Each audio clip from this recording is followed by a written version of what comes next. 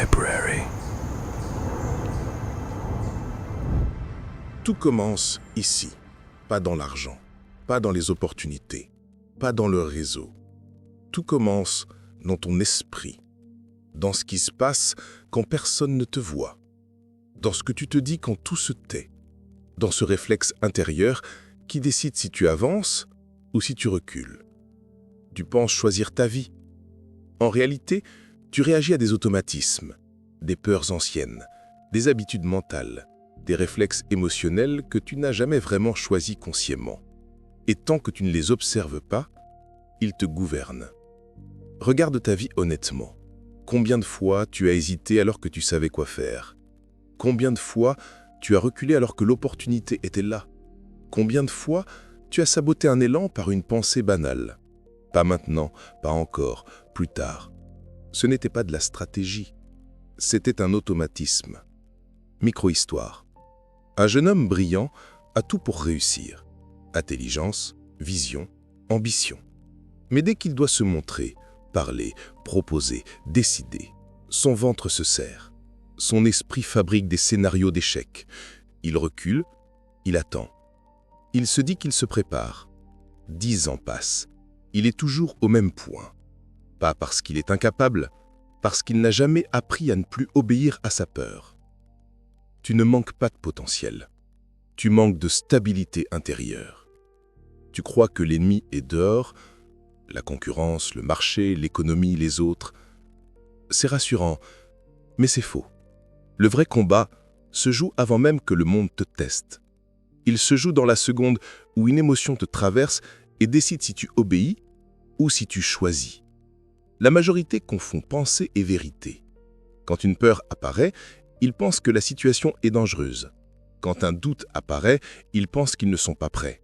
Quand une tension monte, ils pensent qu'ils doivent fuir.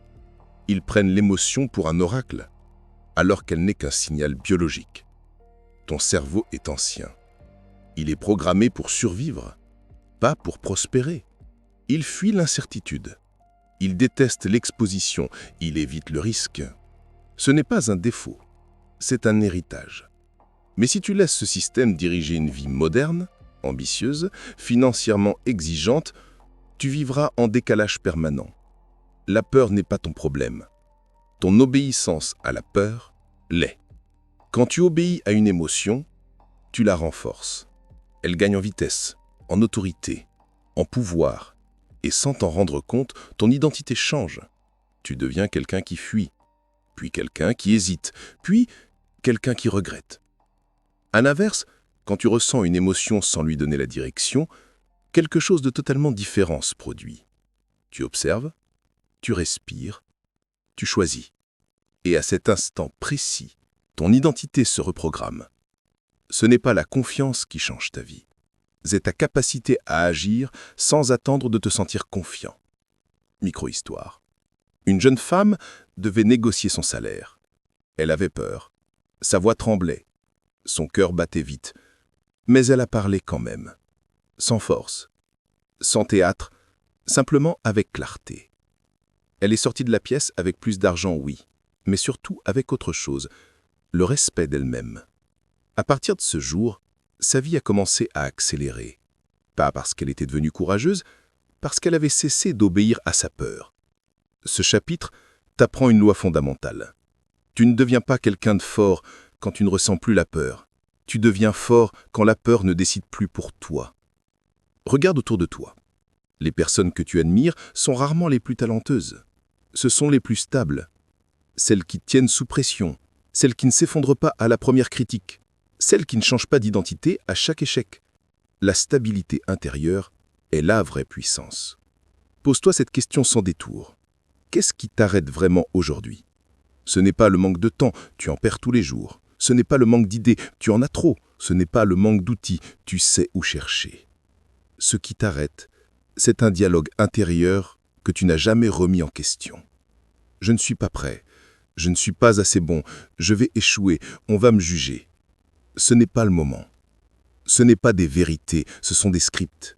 Et un script peut être réécrit. Tu dois comprendre ceci avec précision. Ce n'est pas le monde qui limite ton audace. c'est ton interprétation émotionnelle du monde. Tu marches dans la même réalité que d'autres. Ils avancent, tu hésites. Ce n'est pas la réalité qui est différente, c'est ta lecture intérieure. Ce chapitre marque le début d'une guerre silencieuse. Toi contre tes automatismes. Toi contre ton ancien programme.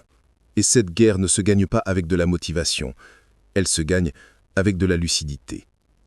À partir d'aujourd'hui, ton travail est simple. Observer avant d'obéir. Sentir avant d'agir. Écouter sans te soumettre. Chaque fois que tu fais une pause entre l'émotion et l'action, tu récupères un morceau de ton pouvoir. Tu n'as pas besoin de supprimer tes peurs.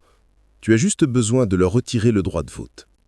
Imagine ce qui se passerait si ton esprit restait calme quand la pression monte, si tu réfléchissais clairement quand les autres paniquent, si tu parlais quand ton cœur bat, si tu décidais quand l'incertitude est totale.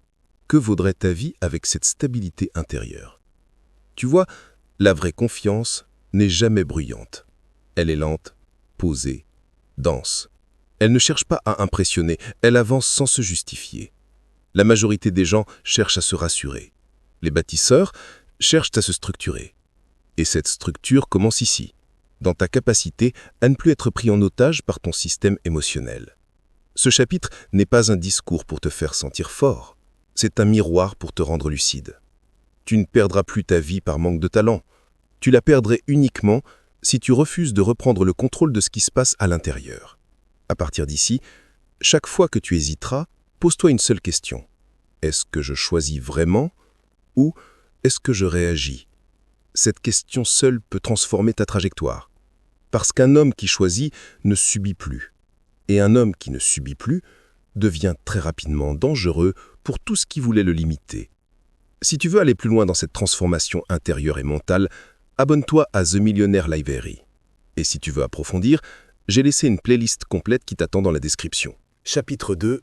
Devenir irréprochable envers toi-même. La majorité des gens ne se trahit pas par de grandes fautes. Elle se trahit par de petites négligences répétées. Des promesses non tenues, des décisions reportées, des engagements internes bafoués dans le silence. Je commence demain. Je m'entraînerai lundi. Je m'y mets après. À force, ton esprit apprend une chose simple. Ta parole n'a pas de valeur. Et un esprit qui ne respecte pas ta parole ne te respectera jamais. La confiance en soi ne naît pas d'un discours. Elle naît d'un historique. Un historique de décisions suivies des faits. Un historique de promesses tenues même quand personne ne regarde. Micro-histoire. Un homme décide de se lever plus tôt pour travailler sur son projet. Le premier jour, il repousse l'alarme. Il se trouve une excuse brillante. Le deuxième, il fait pareil. Au troisième, ce n'est même plus un choix conscient, c'est devenu une identité. Il n'est pas quelqu'un qui se lève quand il a décidé. À l'inverse, un autre se lève malgré la fatigue. Pas par héroïsme, par fidélité à lui-même. 3 mois plus tard, il ne doute plus de sa capacité à tenir. Tu ne doutes pas parce que tu es faible, tu doutes parce que tu t'es habitué à ne pas te tenir. Chaque fois que tu te trahis, tu crées une micro-fissure. Chaque fois que tu te tiens, tu poses une brique. Ton futur dépend de l'accumulation invisible de ces briques. Personne ne devient solide par hasard, on devient solide par répétition. Beaucoup cherchent la discipline comme une émotion. Ils attendent un déclic, une motivation, une envie soudaine. Ils confondent discipline et excitation. La discipline ne ressent rien, elle exécute. Tu n'as pas besoin de te sentir prêt. Tu dois juste être prévisible. Prévisible pour toi-même, fiable pour ton propre système. Un homme imprévisible avec lui-même est une proie intérieure. Un homme fiable devient un socle. Observe quelque chose de brutal. Tu respectes plus facilement un contrat signé avec quelqu'un qu'un engagement pris avec toi-même. Tu as peur des conséquences sociales. Tu n'as pas peur de te décevoir intérieurement. Et c'est là que tout se joue. Tu dois redevenir quelqu'un qui a peur de se mentir. Ce chapitre demande un changement simple et radical. Tu ne prends plus d'engagement que tu sais que tu pourrais trahir. Tu réduis la taille de tes promesses, mais tu les honores sans exception. Moins de promesses, plus d'exécution. Ce choix seul fait basculer une trajectoire. Tu penses que la puissance vient de l'ampleur. Elle vient de la cohérence. Un homme cohérent devient dangereux parce qu'on peut prédire sa tenue. Et ce qui est prévisible dans l'effort devient imprévisible dans les résultats. Micro-histoire. Un sportif décide de s'entraîner 10 minutes par jour, pas plus. Tout le monde se moque, trop peu, pas assez. Mais il tient, tous les jours, sans négociation. 3 mois plus tard, il dépasse ceux qui s'entraînaient par vagues violentes puis disparaissaient. Ce n'est pas la quantité qui l'a transformé, c'est la continuité. La continuité est un avantage que presque personne n'exploite vraiment. La majorité fonctionne par cycle émotionnel. Motivation, action, essoufflement, abandon, retour de honte, nouvelle motivation, nouveau cycle, épuisement, recul. Les rares fonctionnent par mécanique. Décision, action, action, action. Sans drame, sans théâtre, sans pause émotionnelle. Ce chapitre t'invite à changer ton rapport à l'effort. Tu ne fais plus les choses quand tu en as envie, tu les fais parce que tu as décidé, et cette nuance change tout. L'envie est capricieuse, la décision est souveraine. À partir de ce moment, tu ne te demandes plus comment être plus motivé. Tu te demandes comment rendre l'abandon plus difficile que l'effort. Tu simplifies les choix, tu automatises l'essentiel, tu réduis les négociations internes. Moins ton esprit débat, plus ta vie avance. Tu n'as pas besoin de force surhumaine, tu as besoin de friction minimale. Préparer tes affaires la veille, programmer tes heures, réduire tes options, couper les distractions. Ce sont des armes silencieuses.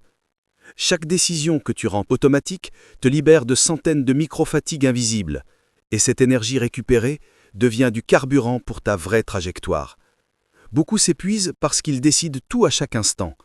Ils débattent pour chaque geste, ils négocient avec eux-mêmes toute la journée. À la fin, ils sont vides, pas parce qu'ils ont trop fait, parce qu'ils ont trop hésité. L'hésitation est une hémorragie d'énergie. Ce chapitre te demande de devenir fidèle à de petites règles simples, pas à une vision abstraite, à des actes basiques, concrets, répétables. Te lever à l'heure décidée, finir ce que tu commences, honorer tes engagements invisibles, couper ce que tu dis vouloir couper. Ces gestes n'impressionnent personne, mais ils transforment l'identité en profondeur. Un homme qui se respecte dans l'invisible finit toujours par être respecté dans le visible. À ce stade, tu dois accepter une vérité dure. Tu n'as pas besoin de changer ta vie d'un coup. Tu dois changer ta relation à ta parole. Tout le reste suivra. Quand ton esprit comprend que tu ne recules plus, il cesse de te tester. Il cesse de t'attaquer. Il devient ton allié. Et un esprit allié peut déplacer des montagnes. Tu ne seras pas parfait. Tu rateras parfois. Mais la différence essentielle est ici. Tu ne te raconteras plus d'histoire.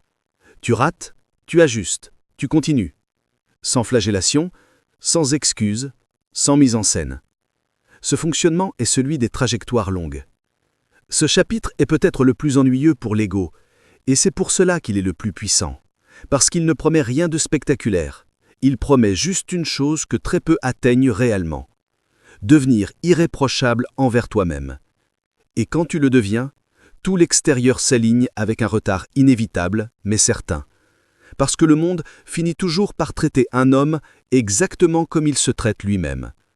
À partir d'ici, tu ne chercheras plus à te motiver, tu chercheras à te prouver, pas aux autres, à toi.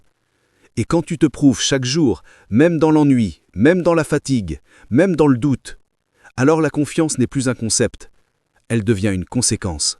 Chapitre 3. L'environnement te construit plus vite que ta volonté. Tu crois que ta réussite dépend de ta motivation. C'est faux. Elle dépend surtout de ce que ton quotidien te permet ou t'interdit sans te demander ton avis. La volonté fatigue. L'environnement dirige sans parler. Regarde ta journée. Ce que tu vois au réveil, ce que tu entends, ce que tu touches, ce que tu consommes. Tout cela te programme. La majorité tente de devenir forte dans un environnement faible. Elle veut de la rigueur dans le chaos, de l'ordre dans le bruit, de la concentration dans la saturation, et elle s'épuise. Puis elle conclut qu'elle manque de discipline. En réalité, elle a choisi un terrain de jeu qui détruit ses règles. Micro-histoire. Un homme veut arrêter de procrastiner. Il travaille sur son lit, téléphone à côté, notification active, bruit permanent. Il lutte, il force, il s'épuise. Un jour, il change une seule chose. Il crée un espace de travail vide. Une table, une chaise, un carnet. Rien d'autre. En une semaine, sa productivité double. Il n'est pas devenu plus motivé. Il a cessé de se saboter sans le savoir. Ton environnement est un complice silencieux, soit de ta montée, soit de ta chute. Tu ne peux pas demander à ton cerveau de résister toute la journée à ce que tu lui mets sous les yeux. Il finit toujours par céder. Ce n'est pas une faiblesse morale, c'est de la biologie. Ce que tu vois influence ce que tu veux. Ce que tu entends influence ce que tu crois. Ce que tu fréquentes influence ce que tu tolères. Tu veux changer ta vie? Commence par changer ce qui la nourrit chaque heure. Beaucoup veulent un destin différent avec des habitudes identiques. C'est impossible. L'avenir naît de la répétition, jamais du souhait. Tu dois comprendre une loi simple. Tu ressembles fatalement à ce que tu fréquentes régulièrement. Si tu fréquentes le bruit, tu deviendras dispersé. Si tu fréquentes la plainte, tu deviendras passif. Si tu fréquentes l'exigence, tu deviendras solide. L'environnement n'élève pas par discours, il élève par pression constante. Tu veux devenir quelqu'un de précis? Installe-toi dans des lieux précis. Tu veux devenir quelqu'un de calme? Installe-toi dans des rythmes calmes. Tu veux devenir quelqu'un de riche? Installe-toi dans des cercles où l'argent est traité comme un outil, pas comme un fantasme. Beaucoup restent pauvres parce qu'ils vivent entourés de discours pauvres. Pauvres en vision, pauvres en responsabilité, pauvres en perspective. Ils parlent toujours de ce qui manque, jamais de ce qui se construit. Micro-histoire. Un jeune homme gagne bien sa vie mais reste instable. Autour de lui, tout le monde critique. Les patrons, les riches, le système, l'économie. Chaque discussion est un rejet de la responsabilité. Il pense être différent, mais ses résultats stagnent. Un jour, il change de cercle. Pas de miracle. Mais autour de lui, on parle d'opportunités, d'actions, d'erreurs assumées. 3 ans plus tard, il ne pense plus pareil. Il ne parle plus pareil. Et sa vie ne fonctionne plus pareil. Il n'a pas changé de cerveau, il a changé d'air. L'air que tu respires conditionne ta pensée. L'environnement, ce n'est pas que les autres, c'est aussi ce que tu consommes, les informations, les images, les contenus, les réseaux. Si tu passes tes journées à regarder le drame, l'excès, la peur, la moquerie, ne t'étonne pas d'avoir un esprit tendu et méfiant. Ton cerveau ne fait pas la différence entre ce que tu vis et ce que tu regardes intensément. Il enregistre tout comme réel. Tu nourris ton esprit toute la journée. La question est simple, avec quoi? Si tu nourris la comparaison, tu récoltes l'envie. Si tu nourris la colère, tu récoltes l'agitation. Si tu nourris la construction, tu récoltes la lucidité. Tu ne peux pas devenir dangereux dans un environnement qui t'endort. Ce chapitre demande une décision nette. Tu dois redevenir l'architecte de ton cadre, ce que tu laisses entrer, ce que tu refuses, ce que tu rends difficile d'accès, ce que tu rends évident. Rends l'effort plus simple que la fuite. Rends la rigueur plus accessible que la distraction. Tu veux lire plus? Laisse des livres visibles. Tu veux t'entraîner plus? Laisse ton matériel prêt. Tu veux travailler plus? Coupe les raccourcis vers le divertissement. L'homme puissant ne dépend pas de sa volonté, il dépend de ses systèmes. Les systèmes gagnent quand la motivation perd. Tu ne seras pas discipliné toute ta vie, mais tu peux construire un cadre qui agit même quand tu es fatigué. C'est cela l'intelligence stratégique. Beaucoup veulent une transformation intérieure sans toucher à leur extérieur. Ils veulent changer sans bouger les meubles, alors que les meubles sont la première pression quotidienne sur l'esprit. Ce que tu laisses traîner dans ta vie te façonne plus vite que ce que tu affirmes vouloir devenir. L'environnement, c'est aussi ton rapport au temps. Ton emploi du temps est un territoire.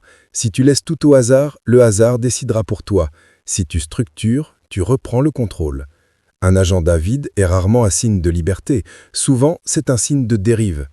Quand tout est flou, l'énergie se disperse. Quand tout est cadré, l'énergie se concentre. Tu n'as pas besoin d'un planning rigible, tu as besoin d'un rythme non négociable. Certaines heures sont sacrées, pour l'effort, pour la réflexion, pour la construction, et tout le reste s'organise autour. Ce chapitre t'invite à cesser d'être un courageux dans un cadre médiocre et à devenir un stratège dans un espace exigeant. Tu ne dois plus te demander si tu es assez fort, tu dois te demander si ton environnement te rend plus fort ou plus faible chaque jour. Parce qu'à bout de 2 ans, l'environnement gagne toujours contre l'intention. Les hommes qui réussissent ne sont pas ceux qui ont le plus de volonté, ce sont ceux qui ont le mieux réduit la part de hasard dans leur quotidien. Ils ont moins de tentations à combattre, moins de décisions à négocier, moins de fatigue mentale. Et cette économie d'énergie fait toute la différence sur 10 ans. Tu veux changer de trajectoire? Alors commence par déplacer les murs autour de toi, les murs physiques, les murs relationnels, les murs mentaux. Tu n'as pas besoin de convaincre, tu dois reconfigurer. Ce chapitre marque un virage stratégique. Jusqu'ici, tu t'es renforcé intérieurement. Maintenant, tu adaptes le monde autour pour qu'il cesse de te freiner. À partir de là, tu ne lutteras plus seul contre tes faiblesses. Le cadre deviendra ton allié. Et quand ton cadre devient ton allié, ta progression cesse d'être héroïque, elle devient inévitable. Et c'est à un instant précis que l'effort commence enfin à payer sans te fermer l'âme, parce que tu n'avances plus contre ton monde, tu avances avec lui. Et un homme qui avance avec son monde devient très rapidement impossible à arrêter. Chapitre 4. Quand l'ego se déguise en assurance. Plus tu progresses, plus tu deviens compétent, plus tu deviens visible, plus les résultats apparaissent. Et c'est là que le danger change de forme. Ce n'est plus la peur qui te freine, c'est la satisfaction qui veut te ralentir. Au début, l'ego te faisait douter. Maintenant, il veut t'endormir. Il te murmure que tu es au-dessus, que tu as compris plus vite, que tu as fait plus d'efforts, que tu mérites de relâcher. Et si tu l'écoutes, tu passes sans t'en rendre compte du constructeur au gestionnaire de ton image. La vraie confiance est silencieuse. L'ego, lui, a besoin d'être entendu. Micro-histoire. Un entrepreneur sort de l'ombre après plusieurs années de travail. Les résultats arrivent, les compléments aussi. Les invitations, les succès visibles. Il commence à parler plus qu'il ne construit, à expliquer plus qu'il n'exécute. Les chiffres stagnent, puis descendent. Il ne comprend pas. Il avait confiance. En réalité, il nourrissait son ego. L'ego te fait croire que parler est une preuve, alors que seule l'œuvre l'est. L'ego te fait croire que tu dois montrer, alors que tu dois encore forger. À ce niveau, tu dois regarder une chose de très près. Comment tu réagis aux compliments? Est-ce que tu les prends comme une inspiration ou comme une validation? Est-ce qu'ils t'élèvent ou t'inspalent? L'ego aime se sentir arrivé. La maîtrise, c'est qu'elle n'arrive jamais. Dès que tu te sens arrivé, tu cesses de progresser. Dès que tu cesses de progresser, tu recules. Il n'existe aucun plateau stable dans la vie, seulement des montées gérées ou abandonnées. L'ego adore les titres, les statuts, les étiquettes. Entrepreneur, leader, visionnaire, investisseur, coach, créateur. Dès que tu t'identifies trop à un titre, tu commences à protéger l'image plus que la fonction réelle. Et quand tu protèges l'image, tu acceptes moins l'erreur. Quand tu acceptes moins l'erreur, tu bloques ton évolution. Les hommes vraiment dangereux acceptent d'être maladroits à nouveau. Ils redeviennent élèves dès qu'ils ont progressé. Un esprit figé par son propre statut devient vulnérable. Ce chapitre t'oblige à une chose radicale, de méfier de toi quand tu commences à te sentir trop sûr. La confiance stable te rend calme, l'ego déguisé te rend rigide. Observe ton rapport à la critique. Si elle t'instruit, ta confiance est saine. Si elle te blesse, mais t'obstine, l'ego a déjà pris une place. La critique n'est pas toujours juste, mais la réaction qu'elle provoque, elle, est toujours révélatrice. À ce stade, ton vrai travail n'est plus d'ajouter des compétences. Il est de maintenir un esprit vide, un esprit prêt à se remettre en question, un esprit qui ne s'identifie pas à ses victoires. Ce vide intérieur est rare, et il est la marque des trajectoires longues. Les carrières brisées l'ont presque toutes été par excès de certitude, pas par manque de talent. Plus tu montes, plus tu dois devenir sobre dans ta tête. Sobre dans les victoires, sobre dans les échecs, sobre dans la parole, sobre dans les promesses. L'ego promet vite, la maîtrise promet peu. L'ego affiche, la maîtrise livre. À ce niveau, tu dois aussi surveiller une autre dérive, le besoin d'avoir raison. Quand tu veux avoir raison, plus que tu ne veux réussir, tu as déjà choisi ton camp, celui du confort intellectuel au lieu de celui de l'évolution. Avoir raison est une récompense courte, progresser est une récompense longue. Le monde est rempli de gens qui avaient raison trop tôt et qui ont disparu trop vite. Ce chapitre t'invite à rester affamé dans l'abondance, curieux dans la réussite, étudiant dans la reconnaissance. Ce sont les seuls épas qui protègent de la pétrification intérieure. Tu n'as rien à défendre, tu as tout à affiner, tu n'as rien à prouver, tu as tout à approfondir. Le danger à ce stade n'est plus l'échec, c'est la suffisance. La suffisance te rend prévisible, et tout ce qui est prévisible est attaquable. Un homme qui reste volontairement apprenant devient imprenable. Tu dois aussi comprendre que l'ego adore la comparaison. Les chiffres, les classements, les statuts, les positions. Dès que tu entres dans ce jeu, tu sors de tuin. Tu avances sur le terrain des autres et tu perds ta ligne. Ton seul vrai adversaire, c'est la version de toi qui se satisfait trop vite. Ce chapitre est un garde-fou. Il ne t'invite pas à te rabaisser. Il t'invite à ne pas te figer, à ne pas confondre assurance et arrêt, à ne pas confondre réussite et identité. Tu réussis dans ce que tu fais, mais tu n'es pas ce que tu fais. Cette distinction sauve des vies, des carrières, des empires. À partir d'ici, chaque succès doit t'humilier légèrement intérieurement.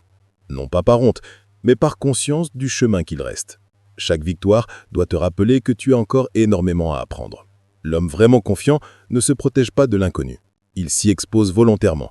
C'est ainsi qu'il reste tranchant. Et si tu gardes cet esprit, alors tu peux avancer très loin sans que ton propre reflet ne t'enterre vivant. Parce que le plus grand piège de l'ascension n'est jamais la chute. C'est de se regarder trop longtemps dans le miroir. Chapitre 5. L'argent révèle toujours la faille. Avant, tu manquais, tu calculais, tu retenais, tu survivais. Maintenant, l'argent commence à entrer plus facilement. Et c'est ici que beaucoup se détruisent sans comprendre pourquoi. Parce que l'argent ne rend pas libre. Il amplifie ce que tu es déjà. Si tu es désorganisé, il amplifie ton chaos. Si tu es anxieux, il amplifie ta peur. Si tu es instable, il amplifie des excès. Si tu es structuré, il amplifie ta puissance. Micro-histoire. Un homme gagne soudainement beaucoup plus qu'il n'a jamais gagné. Il s'équipe, il s'offre, il accélère son train de vie. À l'extérieur, tout semble réussi.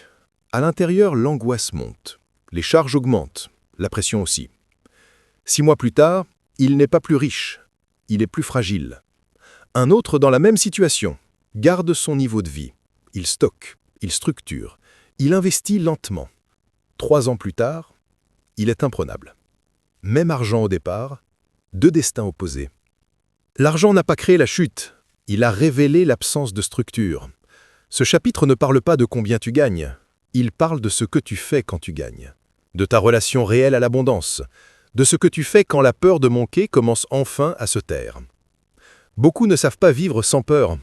Elle les a tellement structurés qu'ils continuent à fonctionner comme s'ils allaient perdre demain ce qu'ils ont gagné aujourd'hui.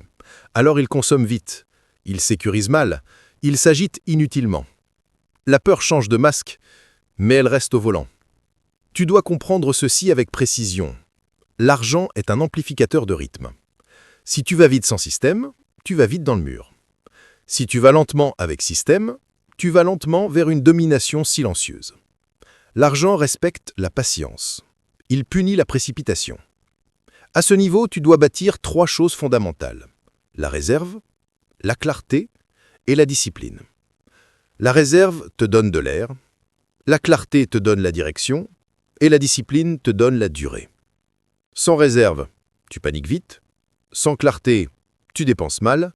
Sans discipline, tu perds même en gagnant. Observe ton réflexe quand tu touches à l'argent.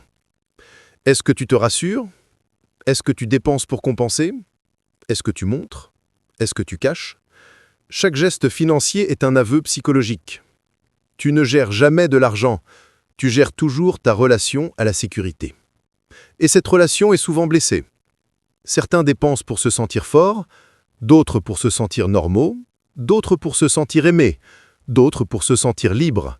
Très peu dépensent de façon stratégique. La majorité utilise l'argent comme un antidouleur.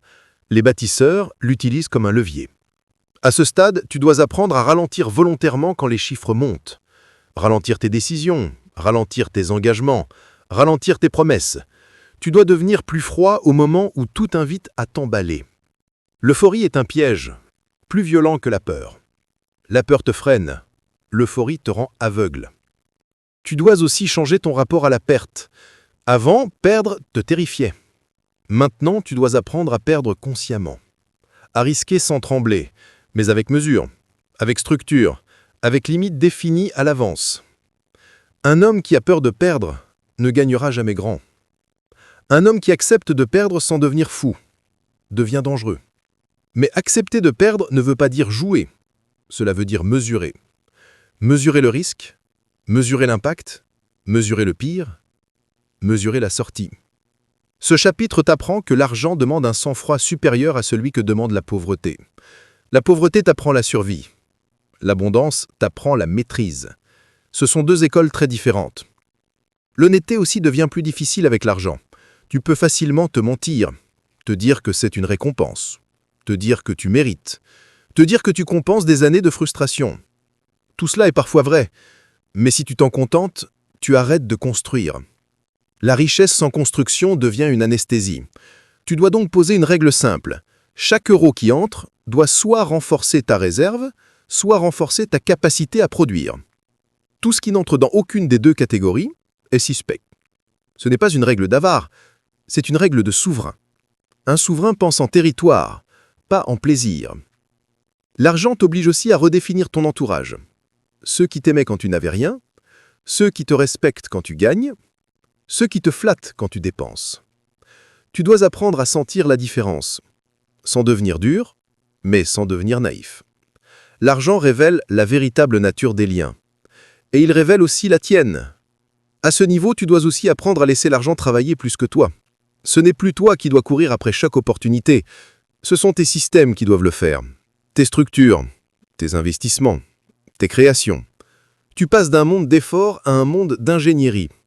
Si tu continues à te définir uniquement par l'effort alors que l'abondance est là, tu mourras épuisé dans une vie pourtant riche. L'intelligence financière commence lorsque l'effort cesse d'être la seule source de valeur. Ce chapitre est un basculement. Tu ne travailles plus uniquement pour gagner. Tu commences à travailler pour ne plus jamais perdre ton axe quand tu gagnes. Et c'est ici que se joue la différence entre les riches nerveux et les riches souverains. Les premiers vivent sous tension, les seconds vivent sous autorité intérieure. À partir de maintenant, l'argent ne doit plus jamais décider de ton état intérieur, ni quand il entre, ni quand il sort. S'il te rend arrogant, tu as déjà perdu. S'il te rend peureux, tu es encore prisonnier. Quand l'argent entre dans une structure calme, il devient un outil de construction massive. Quand il entre dans un esprit agité, il devient un accélérateur de chute. Ce chapitre se termine sur cette vérité froide. Ce n'est pas l'argent qui te rend libre, c'est la façon dont tu restes libre quand l'argent arrive. Et très peu d'hommes apprennent cela avant d'avoir tout risqué une première fois. Toi, tu viens de l'apprendre avant. Chapitre 6. Le regard des autres est ta dernière prison. Tant que tu étais invisible, tu étais libre. Tu pouvais essayer, te tromper, recommencer. Personne ne regardait vraiment. Maintenant que tu avances, que tu montes, que les résultats se voient, quelque chose change. Les regards se posent, les attentes apparaissent, les projections aussi. Et si tu n'y prends pas garde, tu passeras d'un homme libre à un homme observé. Le regard des autres est subtil. Il ne t'ordonne pas. Il t'oriente. Au début, c'est flatteur. On te complimente. On te demande conseil. On parle de toi. Tu te sens reconnu. Et sans même t'en rendre compte, tu ajustes légèrement ton comportement. Tu fais un peu moins ce qui te dérange, un peu plus ce qui plaît. Ce n'est pas visible, c'est progressif. Mais à la fin, ce n'est plus toi qui avance, c'est ton image. Micro-histoire. Un créateur bâtit sa réussite dans la discrétion. Puis le succès arrive. Les abonnés, les avis, les attentes. Il commence à adapter son contenu pour plaire à ce qu'il a déjà construit. Il cesse de risquer. Ses résultats stagnent. Son esprit aussi. Il n'est pas tombé, il s'est figé sous le regard. Le regard peut motiver, mais il peut aussi enfermer. Tant que tu agis pour aujourd'hui, tu es vif. Quand tu agis pour être cohérent avec ce que les autres tendent, tu deviens prévisible. Et tout ce qui est prévisible est remplaçable. Le regard des autres agit sur 3 leviers invisibles. La peur de décevoir, le besoin d'être validé, l'angoisse d'être mal jugé. Ces 3 leviers peuvent contrôler un homme extrêmement intelligent sans jamais le contraindre ouvertement. Tu n'obéis pas. Tu t'anticipes. Tu te censures avant même qu'on te critique. Tu modifies avant même qu'on t'attaque. Tu te lisses avant même qu'on te conteste, et c'est ainsi que l'homme fort devient acceptable, puis fade, puis interchangeable. Le monde ne brise pas les hommes solides, il les adoucit. La vraie indépendance commence quand tu peux déplaire sans trembler intérieurement, quand tu peux être mal compris sans te justifier, quand tu peux être critiqué sans te rétrécir. Si ton identité dépend de l'approbation, ta trajectoire dépendra toujours de la foule. Or, la foule n'a jamais bâti de destin. Elle les observe ou les détruit. À ce niveau, tu dois aussi apprendre à gérer la jalousie. Pas celle que tu exprimes, celle que tu reçois. Quand tu montes, certaines personnes changent sans le dire. Elles deviennent froides, ironiques, distantes. Non pas parce que tu as changé, mais parce que ta progression les met face à leur immobilité. La jalousie est souvent une douleur muette, mais elle peut devenir un poison actif. Tu ne peux ni la soigner, ni l'éviter. Tu peux seulement l'anticiper intérieurement. Beaucoup ralentissent inconsciemment pour ne pas provoquer, pour rester acceptable, pour ne pas être seul. Et sans s'en rendre compte, ils sacrifient leur destinée pour préserver une paix artificielle. Il n'y a pas de paix durable dans la trahison de soi. À ce stade, tu dois accepter une vérité coûteuse. Plus tu montes, plus tu choisis entre cohérence et appartenance, entre rester loyal à ta vision ou rester confortable dans un groupe. Tu ne peux pas avoir les deux très longtemps. Le regard des autres est aussi dangereux quand il est positif. Les louanges, l'admiration, les encouragements excessifs, tout cela nourrit l'ego plus vite que tu ne le crois. Tu veux continuer à être aimé, alors tu reproduis ce qui a été applaudi. Tu cesses d'explorer. Tu entres dans la répétition.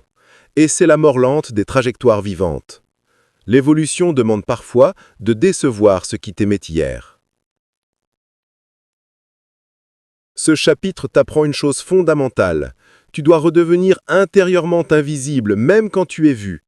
Tu dois agir comme si personne ne regardait, décider comme si personne ne commentait, créer comme si personne ne jugeait. Ce n'est pas du mépris, c'est de l'indépendance. Tu peux écouter les avis, mais tu ne dois plus obéir au regard. Un homme libre n'est pas celui que personne ne regarde, c'est celui que le regard ne déplace plus. À ce niveau, tu dois aussi surveiller ton besoin de reconnaissance, même léger, même subtil. Dès que tu fais quelque chose pour être reconnu, tu perds une partie de ton pouvoir décisionnel.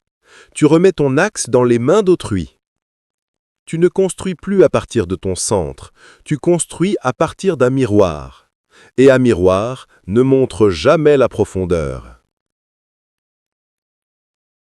Les grandes décisions sont rarement applaudies au moment où elles sont prises. Elles sont applaudies quand leurs effets deviennent indéniables. Si tu attends l'applaudissement pour décider, tu décideras toujours trop tard.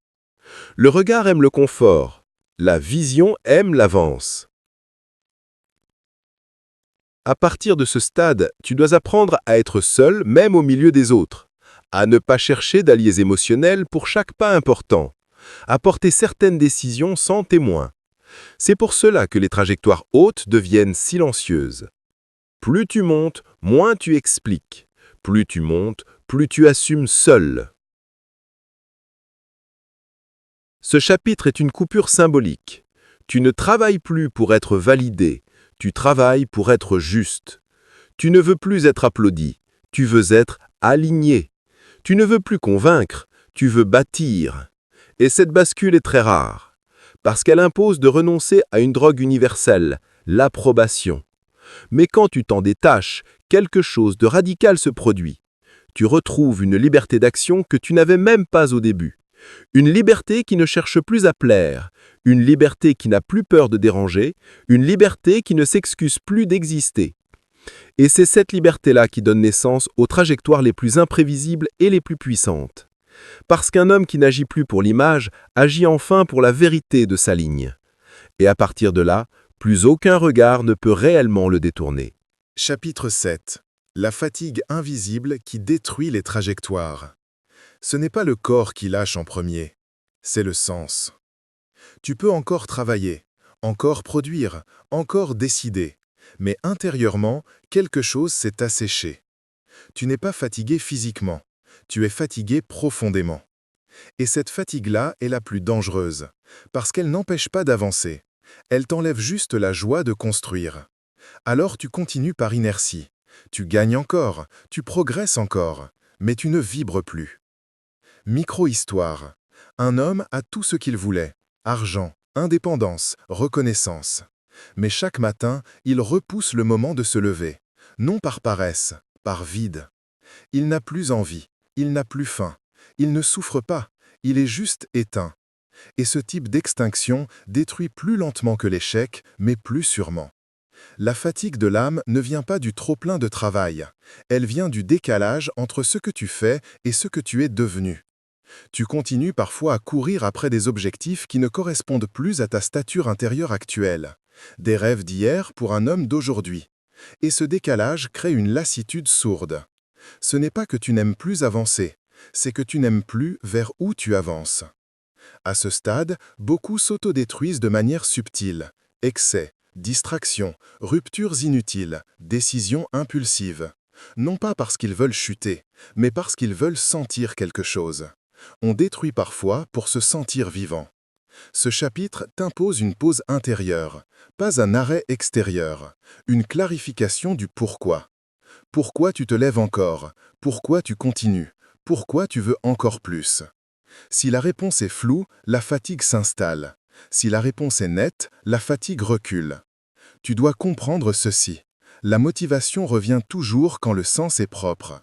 Elle disparaît toujours quand le sens est pollué. Pollué par l'ego, par l'habitude, par l'image, par la comparaison, par la routine vide. À ce niveau, ton ennemi n'est plus la peur, c'est l'autoratisme. Tu avances parce que tu as toujours avancé. Tu produis parce que tu as toujours produit.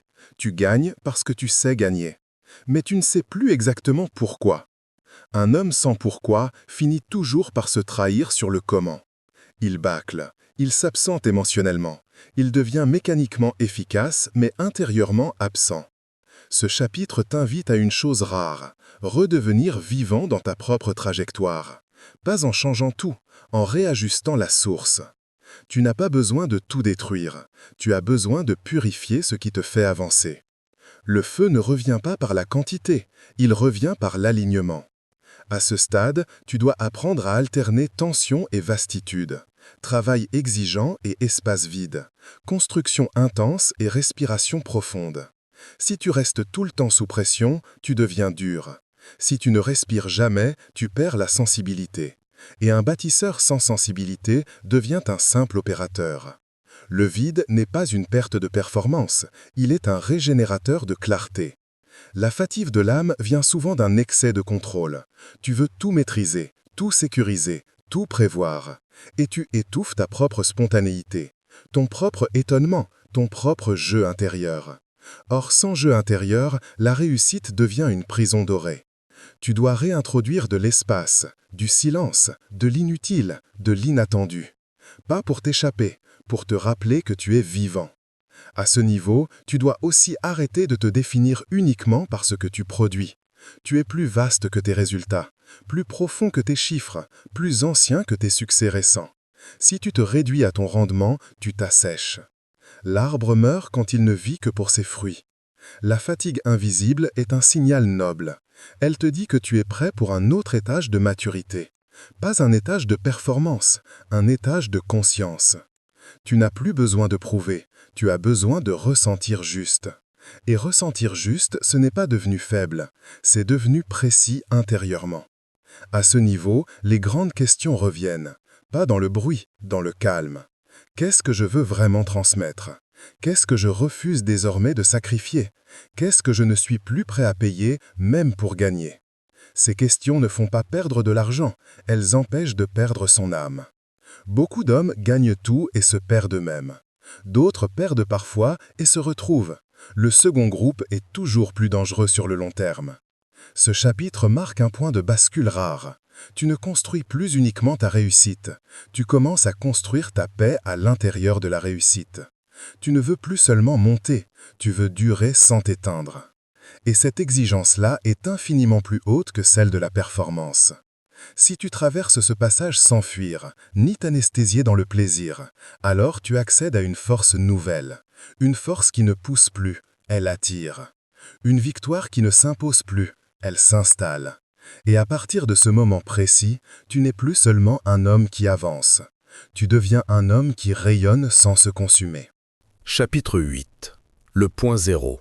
Là où tout peut s'arrêter ou renaître. Il arrive un moment dans la vie où tu n'as plus vraiment de problème. Plus de survie, plus de panique, plus de chaos apparent. Tout est en place. L'argent circule, les systèmes fonctionnent, le rythme est réglé.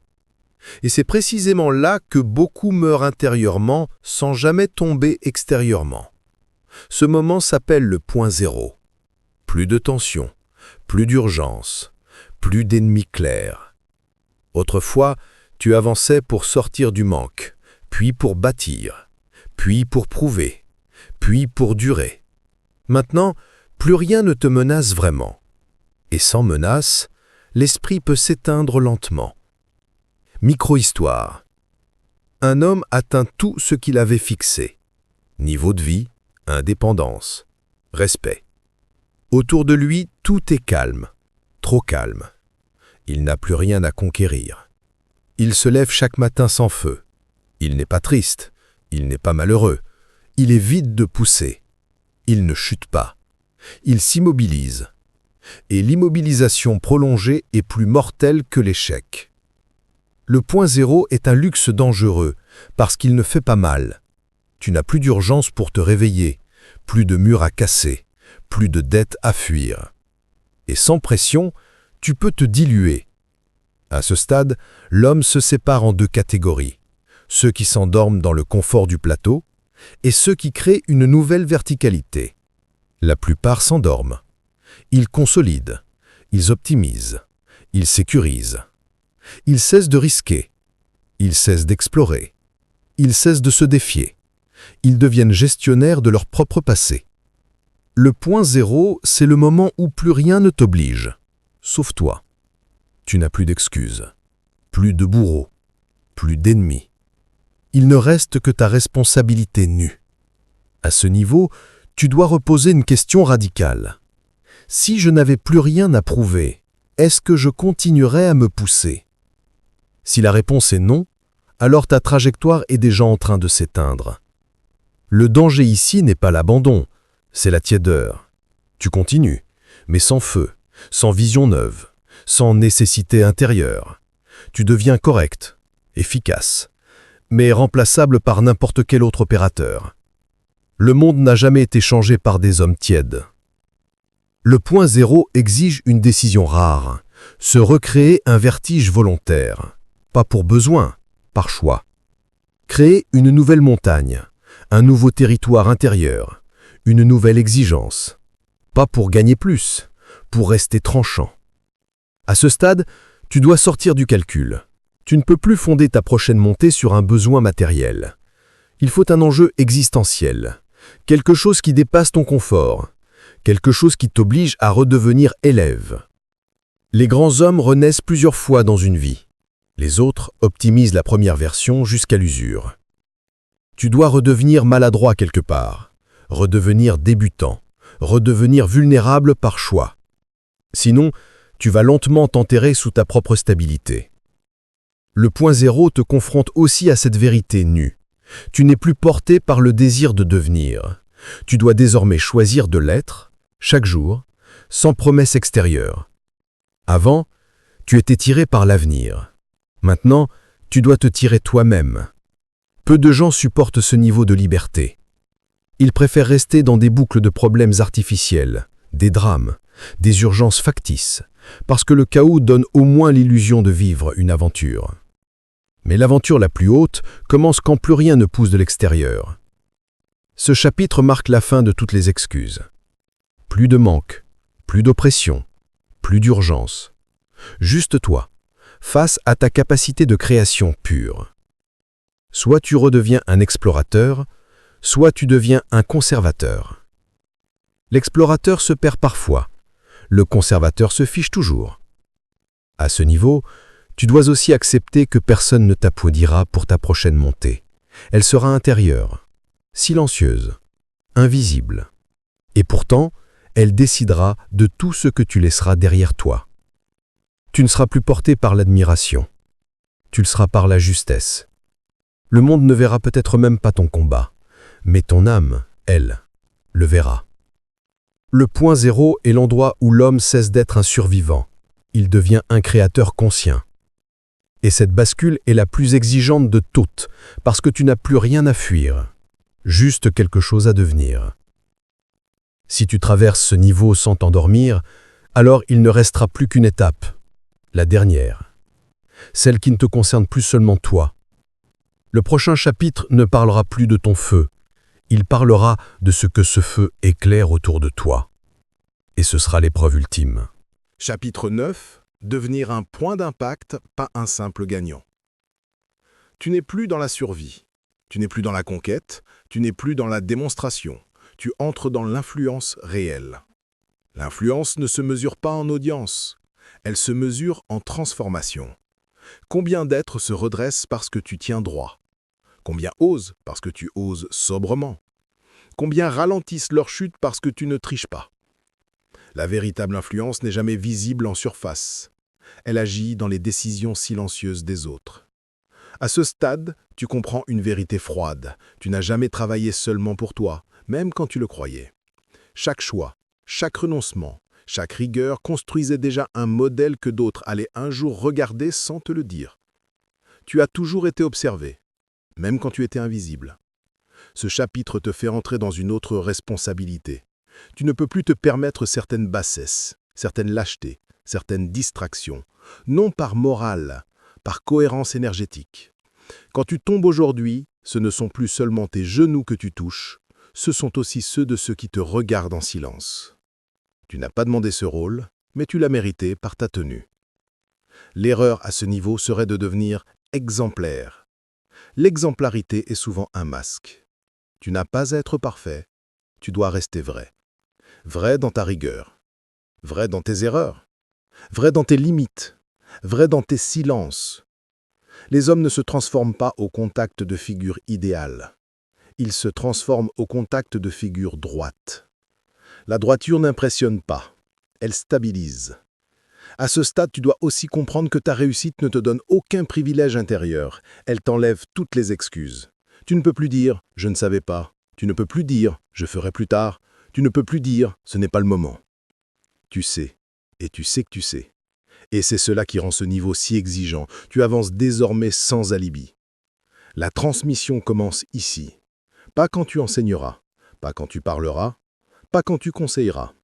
Elle commence déjà dans la manière dont tu tiens ta vie chaque jour. Ce que tu refuses de négocier, ce que tu refuses de salir, ce que tu refuses de trahir, c'est cela que les autres absorberont. Tu n'as pas besoin de discours pour transmettre. Ta tenue suffit. À ce niveau, tu peux tout faire. Et c'est précisément pour cela que tu dois choisir avec une précision extrême. Le pouvoir te permet désormais de faire le mal sans conséquence immédiate. Et c'est ce qui révèle définitivement l'homme. Beaucoup gagnent leur liberté.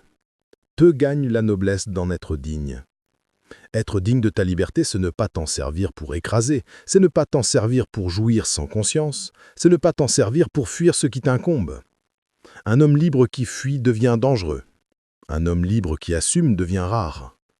La dernière ascension ne concerne plus ta réussite, elle concerne ta hauteur intérieure face à ta propre puissance. À ce stade, tu n'es plus là pour accumuler, tu es là pour orienter. Où va ton énergie? Où va ton argent? Où va ton temps?